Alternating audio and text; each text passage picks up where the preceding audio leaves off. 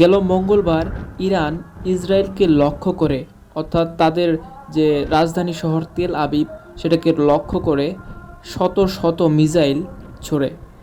এর মধ্যে বেশ কয়েকটি, মাত্র হাতে গোনা কয়েকটি প্রতিরক্ষা ব্যবস্থা আয়রন ডোম তা ধ্বংস করতে পারছে।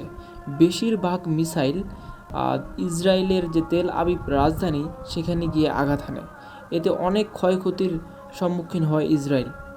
ইরানের এক মুখপাত্র জানিয়েছেন যে তারা যে ইসরায়েলকে লক্ষ্য করে এই হামলাটা চালালো এর কারণ একটাই, গত কয়েকদিন আগে তারা লেবাননে অসংখ্য মানুষ মারছে এবং তাদের যে হিজবুল্লাহর প্রধানকে হত্যা করার জন্য তারা এই প্রতিশোধটা নিল। তারা জানিয়েছে এখানেই হামলা বন্ধ করা হয়েছে। যদি ইসরায়েল এর পাল্টা হামলা চালায় তাহলে এর থেকে বড় ধরনের হামলা হবে ইসরায়েলে।